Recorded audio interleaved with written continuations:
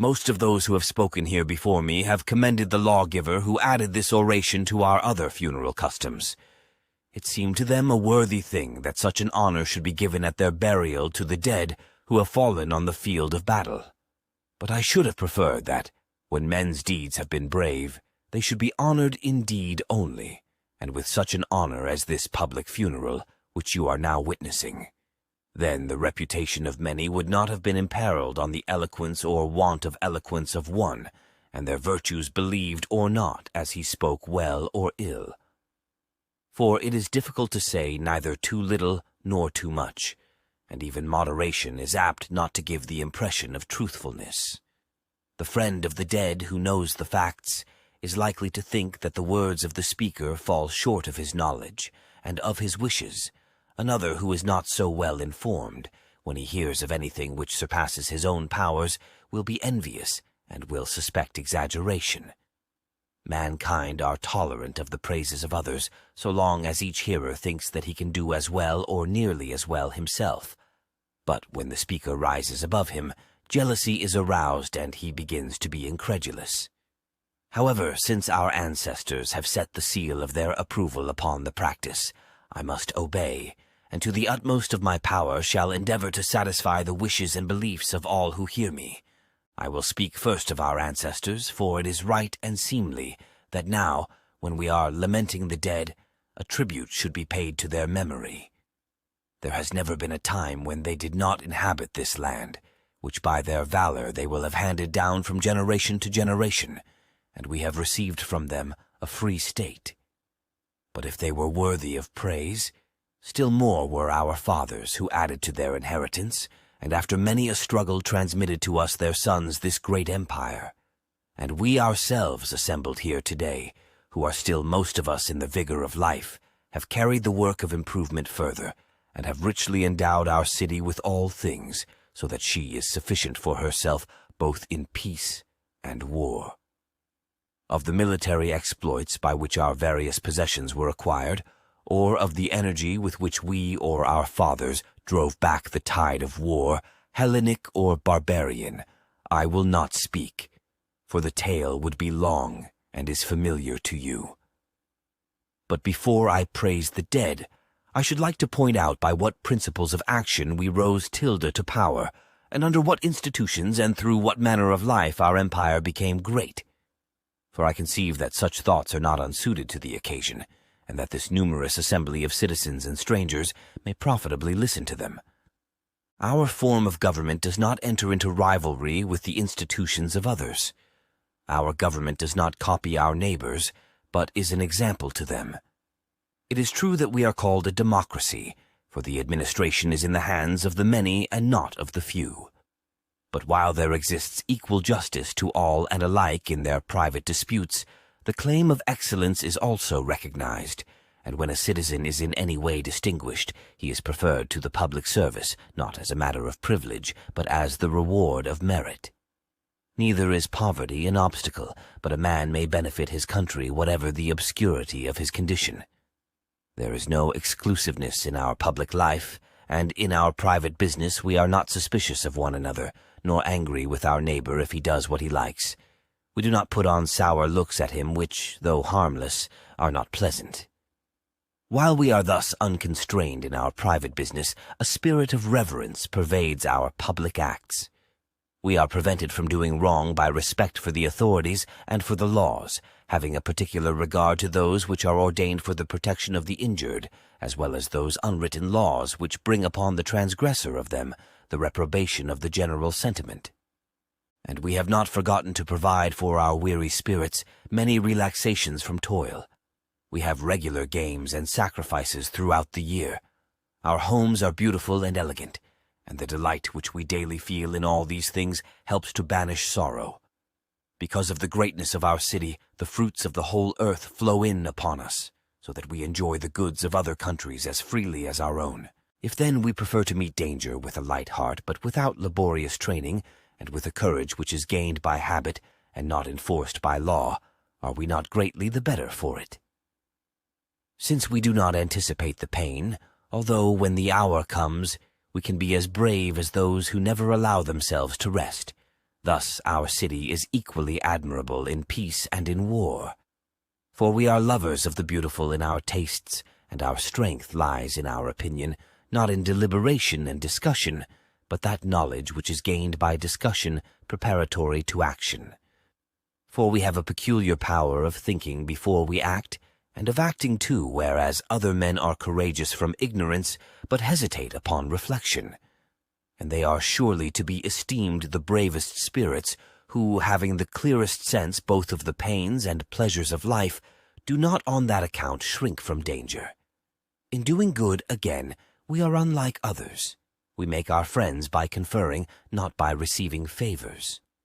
Now he who confers a favor is the firmer friend, because he would rather by kindness keep alive the memory of an obligation. But the recipient is colder in his feelings, because he knows that in requiting another's generosity he will not be winning gratitude, but only paying a debt. We alone do good to our neighbors, not upon a calculation of interest, but in the confidence of freedom, and in a frank and fearless spirit. To sum up, I say that Athens is the school of Hellas, and that the individual Athenian in his own person seems to have the power of adapting himself to the most varied forms of action with the utmost versatility and grace. This is no passing and idle word, but truth and fact, and the assertion is verified by the position to which these qualities have raised the state. For in the hour of trial, Athens alone among her contemporaries is superior to the report of her. No enemy who comes against her is indignant at the reverses which he sustains at the hands of such a city. No subject complains that his masters are unworthy of him, and we shall assuredly not be without witnesses. There are mighty monuments of our power, which will make us the wonder of this and of succeeding ages. We shall not need the praises of Homer, or of any other panegyrist whose poetry may please for the moment, although his representation of the facts will not bear the light of day. For we have compelled every land and every sea to open a path for our valor, and have everywhere planted eternal memorials of our friendship and of our enmity. Such is the city for whose sake these men nobly fought and died. They could not bear the thought that she might be taken from them, and every one of us who survives should gladly toil on her behalf. I have dwelt upon the greatness of Athens, because I want to show you that we are contending for a higher prize than those who enjoy none of these privileges, and to establish by manifest proof the merit of these men whom I am now commemorating. Their loftiest praise has been already spoken. For in magnifying the city I have magnified them, and men like them whose virtues made her glorious. And of how few Hellenes one can it be said, as of them, that their deeds when weighed in the balance have been found equal to their fame. I believe that a death such as theirs has been the true measure of a man's worth. It may be the first revelation of his virtues, but is at any rate their final seal. For even those who come short in other ways may justly plead the valor with which they have fought for their country. They have blotted out the evil with the good, and have benefited the state more by their public services than they have injured her by their private actions. None of these men were enervated by wealth, or hesitated to resign the pleasures of life. None of them put off the evil day in the hope, natural to poverty, that a man, though poor, may one day become rich. But, deeming that the punishment of their enemies was sweeter than any of these things, and that they could fall in no nobler cause, they determined at the hazard of their lives to be honorably avenged and to leave the rest. They resigned to hope their unknown chance of happiness, but in the face of death they resolved to rely upon themselves alone. And when the moment came, they were minded to resist and suffer, rather than to fly and save their lives. They ran away from the word of dishonor, but on the battlefield their feet stood fast, and in an instant, at the height of their fortune, they passed away from the scene, not of their fear, but of their glory. Such was the end of these men. They were worthy of Athens, and the living need not desire to have a more heroic spirit, although they may pray for a less fatal issue. The value of such a spirit is not to be expressed in words. Anyone can discourse to you forever about the advantages of a brave defense, which you know already. But instead of listening to him, I would have you day by day fix your eyes upon the greatness of Athens until you become filled with the love of her. And when you are impressed by the spectacle of her glory, reflect that this empire has been acquired by men who knew their duty and had the courage to do it, who in the hour of conflict had the fear of dishonor always present to them, and who, if ever they failed in an enterprise, would not allow their virtues to be lost to their country, but freely gave their lives to her as the fairest offering which they could present at her feast. The sacrifice which they collectively made was individually repaid to them, for they received again each one for himself a praise which grows not old and the noblest of all tombs. I speak not of that in which their remains are laid, but of that in which their glory survives, and is proclaimed always, and on every fitting occasion, both in word and deed. For the whole earth is the tomb of famous men.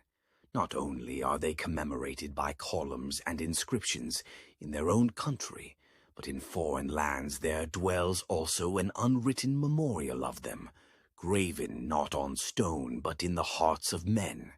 Make them your examples, and esteeming courage to be freedom and freedom to be happiness, do not weigh too nicely the perils of war. The unfortunate who has no hope of a change for the better has less reason to throw away his life than the prosperous who, if he survive, is always liable to a change for the worse, and to whom any accidental fall makes the most serious difference. To a man of spirit, cowardice and disaster coming together are far more bitter than death striking him unperceived at a time when he is full of courage and animated by the general hope. Wherefore I do not now pity the parents of the dead who stand here. I would rather comfort them. You know that your dead have passed away amid manifold vicissitudes, and that they may be deemed fortunate who have gained their utmost honor, whether an honorable death like theirs, or an honorable sorrow like yours, and whose share of happiness has been so ordered that the term of their happiness is likewise the term of their life. I know how hard it is to make you feel this, when the good fortune of others will too often remind you of the gladness which once lightened your hearts. And sorrow is felt at the want of those blessings, not which a man never knew, but which were a part of his life before they were taken from him. Some of you are of an age at which they may hope to have other children, and they ought to bear their sorrow better. Not only will the children who may hereafter be born make them forget their own lost ones, but the city will be doubly a gainer. She will not be left desolate, and she will be safer. For a man's counsel cannot have equal weight or worth when he alone has no children to risk in the general danger. To those of you who have passed their prime, I say, congratulate yourselves that you have been happy during the greater part of your days. Remember that your life of sorrow will not last long, and be comforted by the glory of those who are gone. For the love of honor alone is ever young, and not riches, as some say. But honor is the delight of men when they are old and useless. To you who are the sons and brothers of the departed, I see that the struggle to emulate them will be an arduous one. For all men praise the dead, and however preeminent your virtue may be, I do not say even to approach them and avoid living their rivals and detractors, but when a man is out of the way, the honor and goodwill which he receives is unalloyed. And if I am to speak of womanly virtues to those of you who will henceforth be widows, let me sum them up in one short admonition. To a woman not to show more weakness than is natural to her sex is a great glory, and not to be talked about for good or for evil among men. I have paid the required tribute in obedience to the law, making use of such fitting words as I had.